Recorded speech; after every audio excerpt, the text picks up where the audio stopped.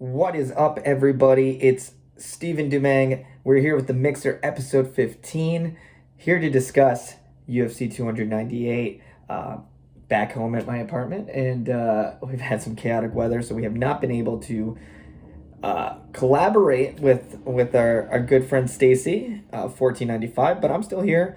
Gonna hold it down, and we're gonna talk UFC 298. So let's jump right in. We open up the main card with some middleweight action. Two middleweights on 4 fight winning streaks in the UFC, respectively. You have Roman Kopylov versus Anthony Hernandez, Fluffy himself. Both guys similar records, 11-2. Anthony Hernandez versus 12-2. Roman Kopylov. Both guys really turning it around in their careers right now, and I think this is going to be a great opener. I feel for the fans. These guys have been delivering. I mean, Kopylov himself is all four of his last wins are all finishes by knockout. And I think we might just see another knockout from Kopylov. Again, not to take anything away from Hernandez. Hernandez is extremely tough. Again, riding his own 4 fight win streak. This is a great competitive fight, and I think a great opener. So expect some fireworks, but I think I'm going with Kopylov by TKO in the second round. Let's see. Yeah, second round. He's been getting finishes in the second round lately, his last three actually. So I'm going to go with Kopylov by TKO in round two for the opener at UFC 298. In addition, we have moving on the card, we have, let's see who is after that. We have Henry Cejudo. I might have done this out of order, so I apologize. Henry Cejudo will be in action, returning from a disappointing split decision loss to then champion Aljamain Sterling. Fresh off of retirement, 3 years later, he's made his return, and now he's facing Aljamain's tag team partner, his fellow trainee, peer, teammate, probably the best word, as I struggled to find the right word. My apologies. The very, I mean, grapple heavy, and I mean this fight I should expect to certainly hit the cards. This is going the full 15. I do not see a stoppage. I mean, I would be extremely surprised if there's a stoppage here. But yeah, I think we're going to the cards. Merab has been riding, I believe, a 9 fight win streak. He's on fire. Some arguing that he is the uncrowned champion at 135. That said, I mean, he's really been delivering on his performances. I know he hadn't fought for the title because Aljamain was the champion, and out of respect to his teammate, he had not challenged him.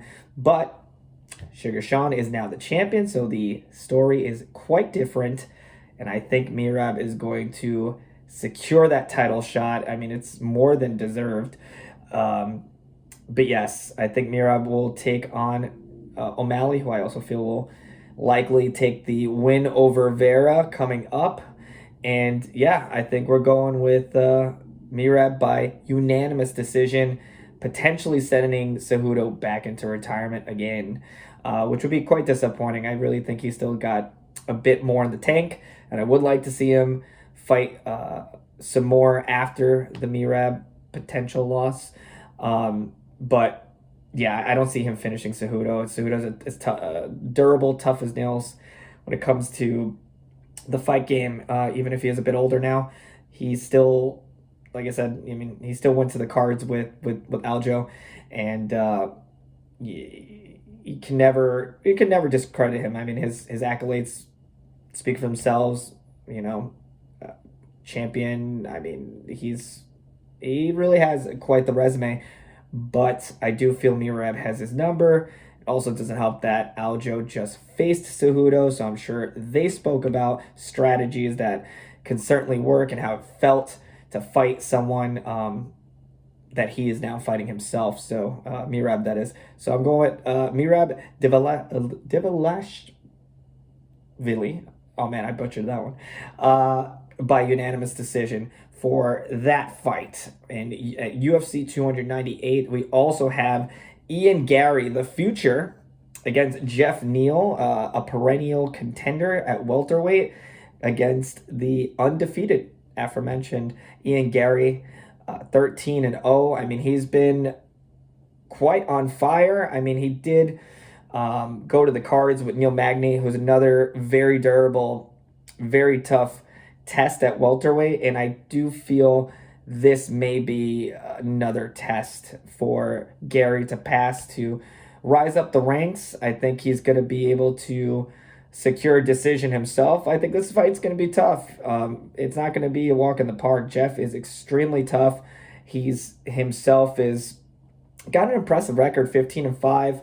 I mean, he's scored some great knockouts. The Shavkat loss was a hell of a fight. Probably one of my favorite fights in all of 2023. It was insane. I mean, kudos.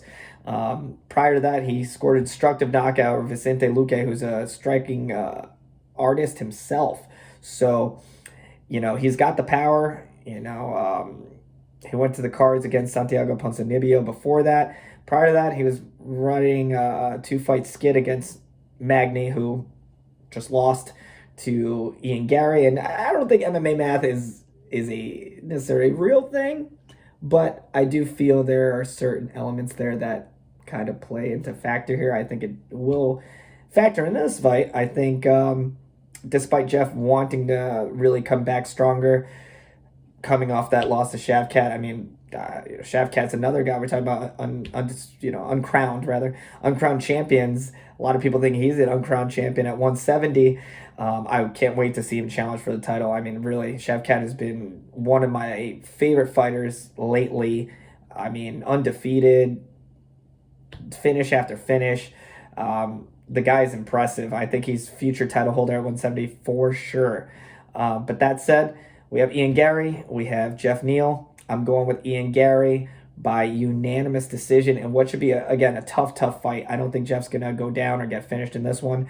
I think he's going to give it all, and I think we will see a decision win for Mr. Ian Gary.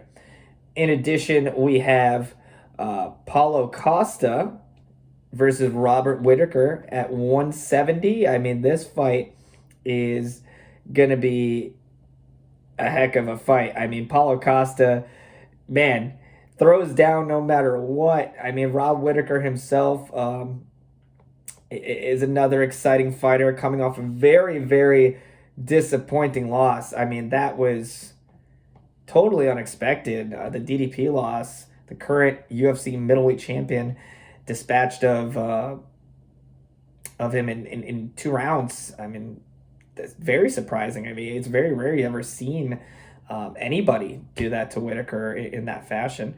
And man, wow, I just realized Whittaker's only 33. Holy moly! Hey, he's been in the fight game for quite some time. I thought he was a bit older than that. That said, he is going to face off with Paulo Costa, who's been pretty inactive as of late, despite having a great record, 14-2. He's been very inactive, having, oh my gosh, the Rockhold fight is already we're going into 2 years ago. He didn't even fight all of 2023. I just realized that. And then, man, if we look at it, gosh, he's fought going back, holy moly, going back all the way to 2017, he's only had one fight. Didn't even have one fight last year, but one fight each year going back to 2017. So Costa very inactive, and I feel like that's going to play a factor in this fight. I mean, don't get me wrong, he looked great against Rockhold. Admittedly, I think Rockhold was a bit past his prime in that fight, so I don't know how accurate of a measure of the current Paulo Costa that really is. But that said, I think I'm going to go with Rob Whittaker on this one. Costa's a tough dude, but I can see Whittaker tagging him. I mean, like I said, I think it comes down to inactivity. Costa hasn't fought in nearly 2 years. Whittaker, despite being more active of the two, he did sustain that loss. He beat Marvin Vettori in 2022. He lost to Izzy prior to that. But was also riding a 3-fight win streak prior to the another Izzy loss. against the top of the middleweight division at that time. And, DDP's current champion, that's nothing to feel bad about in regards to losing to the current champion. And I think we're going to see Whitaker's going to try and bounce back stronger than ever. I think he'll do it. I'm going to go with Whitaker by TKO in the second round. And last but certainly not least, we have our main event of the evening.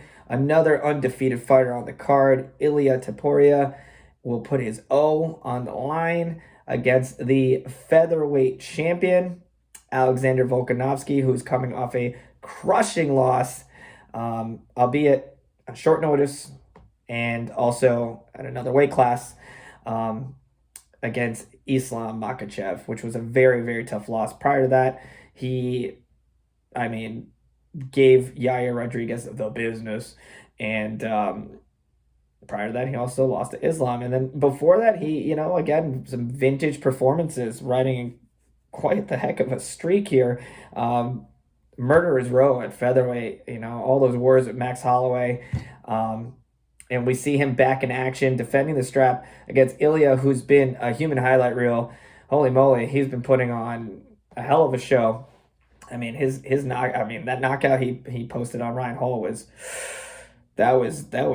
brutal, but a very, very tough fighter.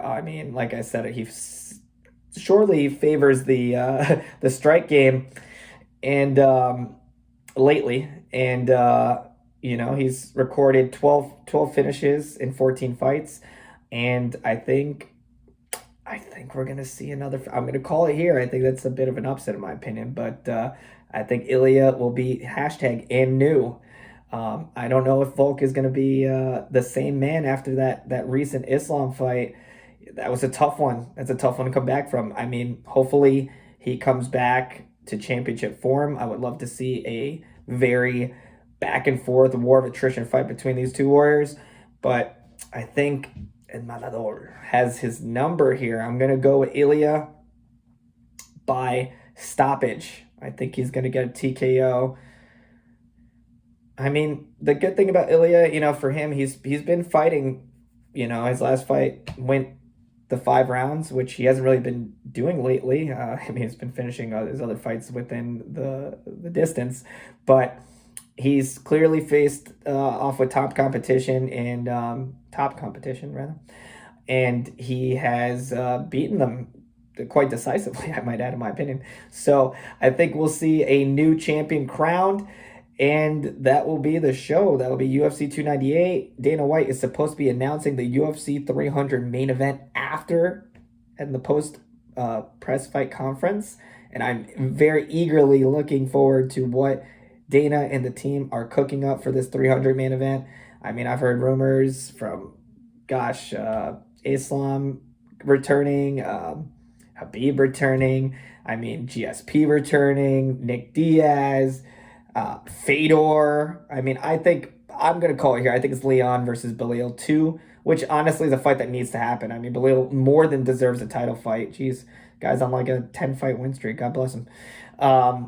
But I think he's more than deserved it in that regard. Like, when we're talking rankings, give the man the title shot. He's gotten 10 fights in a row or something along those lines, where he's just been delivering win after win at 170. So we'll see what the main event is. And those are my picks for UFC 298. Thank you all for tuning in. Thank you all at 1495 Sports, our good friends. Always great to collaborate. And stay tuned to the next episode. Thank you so much for watching. I appreciate you all. Thank you, and enjoy the fights.